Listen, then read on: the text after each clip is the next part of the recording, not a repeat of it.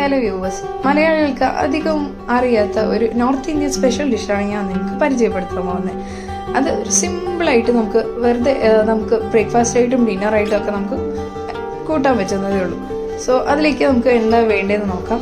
ആദ്യം pan heat ചെയ്യുക, അതിലേക്ക് എണ്ണ ഒഴിക്കുക, 2-3 വറ്റൽമുളകും അതിലേക്ക് ചെറിയ ജീരകവും നമുക്ക് ജസ്റ്റ് ഒന്ന് ഹീറ്റ് ചെയ്യാം. അതിലോട്ട് 2-3 സവാള അരിഞ്ഞു വെച്ചതും പച്ചമുളകും കൂടി നന്നായിട്ടൊന്ന് വഴറ്റണം. അപ്പോൾ അതൊന്ന് വഴറ്റാൻ വേണ്ടിയിട്ട് നമുക്ക് അതിലേക്ക് ഉപ്പ് ആഡ് ചെയ്യണം.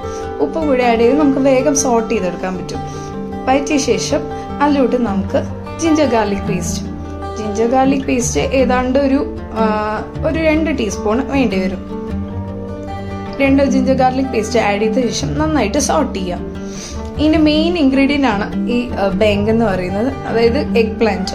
ഇതൊരു 2 ഉണ്ടായാലും നമുക്ക് സുഖമായിട്ട് ഒരു 6 പേർക്കൊക്കെ കഴിക്കാൻ പറ്റും.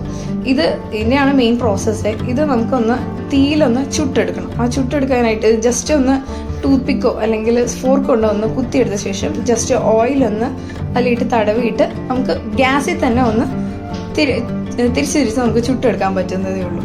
എന്നിട്ട് അത് ചുട്ടെടുത്ത് ആകുമ്പോഴേക്കും ഒരു ഭയങ്കര കുഴഞ്ഞൊരു മട്ടാവും. അപ്പം അതായ ശേഷം നമുക്കത് നന്നായിട്ട് കുക്ക്ഡായിട്ടുണ്ടാവും.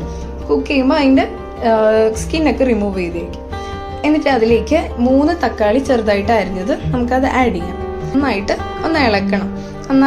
ഇതിലേക്ക് നന്നായിട്ട് ഇളകിയാൽ മാത്രമേ അതിൻ്റെ ഒരു ജ്യൂസി കൺസിസ്റ്റൻസി നമുക്ക് കറിയിലേക്ക് കിട്ടുള്ളൂ. എന്നിട്ട് നമുക്ക് ഇത് നന്നായിട്ട് വഴറ്റിയ ശേഷം ഇതിലേക്ക് പൊടികൾ ആഡ് ചെയ്യണം. അപ്പോൾ തേയില നല്ലോണം വഴറ്റി വന്നിട്ടുണ്ട്. ഇനി നമുക്കിതിലേക്ക് പൊടികൾ ആഡ് ചെയ്യാം. കാശ്മീരി ചില്ലി പൗഡർ ഒരു 2 ടീസ്പൂൺ ആഡ് ചെയ്യുന്നുണ്ട്. 2-2.5 ടീസ്പൂൺ നമുക്ക് ആഡ് ചെയ്യാം എരിവിന് ആവശ്യത്തിനായിട്ട്. പിന്നീട് അതിലോട്ട് ടർമറിക്, അതായത് മഞ്ഞൾപ്പൊടി നമുക്ക് ആഡ് ചെയ്യണം.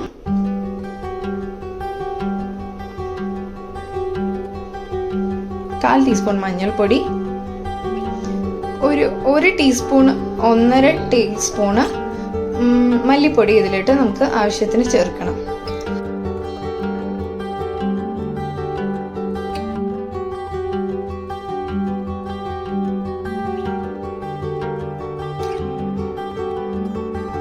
അതിലോട്ട് നമുക്ക് ഒരു 1/2 ടീസ്പൂണ് ഗരം മസാലയും കൂടെ നമുക്ക് ആഡ് ചെയ്യാം.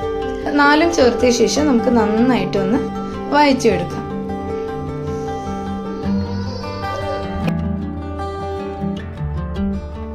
മസാലയുടെ പച്ചമണമൊക്കെ മാറിയ ശേഷം നമ്മൾ അതിലോട്ട് ആവശ്യത്തിന് വെള്ളം ഒഴിക്കുകയാണ്. ഞാൻ ഏകദേശം ഒരു 1/2 കപ്പ് വെള്ളം ഒഴിച്ചിട്ടുണ്ട്. അത് നന്നായിട്ട് ആഡ് ചെയ്ത ശേഷം നന്നായിട്ടൊന്ന് തിളയ്ക്കണം. തിളച്ച ശേഷം നമ്മൾ ഈ മെയിൻ ഇൻഗ്രീഡിയൻ്റ് ആയ ഈ ബ്രിഞ്ചൽ ഉണ്ടല്ലോ, അത് ചെറുതായിട്ടൊന്ന് മഷി മീൻസ് ചെറുതായിട്ട് കുനുകുനാന്നൊന്ന് അരിയണം. ഞാൻ ചെറുതായിട്ട് അരിഞ്ഞിട്ടില്ല. ഏകദേശം ഇത് അതിലോട്ട് ആഡ് ചെയ്യുമ്പോൾ നല്ലപോലെ സ്മാഷ് ചെയ്തോളും. സോ അത് ചെറുതായിട്ട് പൊടിയായിട്ട് നമുക്ക് അരിഞ്ഞെടുക്കണം. എന്നിട്ട് നമ്മൾ അതിലോട്ട് ആഡ് ചെയ്തിട്ടുണ്ട് കേട്ടോ. ആഡ് ചെയ്ത ശേഷം നന്നായിട്ട് ഈ മസാലയായിട്ട് നല്ലപോലെ ഒന്ന് മിക്സ് ചെയ്തെടുക്കണം. നന്നായിട്ട് വഴറ്റുമ്പോൾ അതിൻ്റെ മസാലയൊക്കെ നല്ലപോലെ മിക്സ് ആയിക്കോളും. നന്നായിട്ട് വഴറ്റിയെടുക്കുക.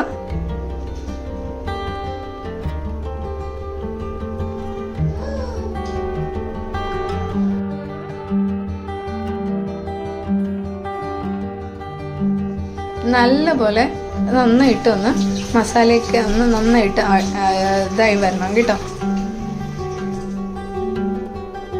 അപ്പം ഏകദേശം നമ്മൾ ബ്രിഞ്ചാലൊക്കെ ഇട്ടിട്ട് നല്ല കുക്ക് ചെയ്ത് വന്നിട്ടുണ്ട്.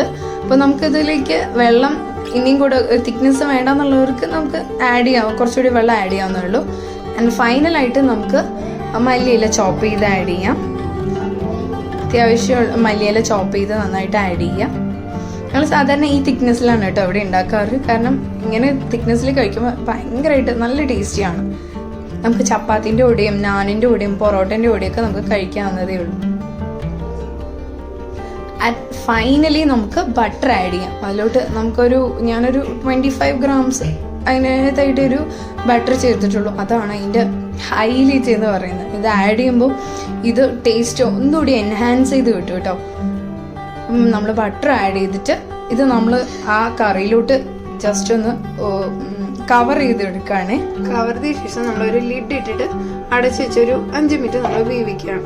ശരിക്കും ഇതിന്റെ ഹൈലൈറ്റ് എന്ന് പറയുന്നത് ബട്ടറാണ്. ബട്ടറും അതോടൊപ്പം ആ ബ്രിഞ്ചാളിന്റെ സ്മോക്കി ഫ്ലേവറും ഇതെല്ലാം കൂടി ആകുമ്പോൾ അസാധ്യ ടേസ്റ്റാണ്. അപ്പം എല്ലാവരും ട്രൈ ചെയ്ത് നോക്കുക, ഫീഡ്ബാക്ക് അറിയിക്കുക, കമൻറ്റ് ചെയ്യുക, ലൈക്ക് ചെയ്യുക, ഷെയർ ചെയ്യുക.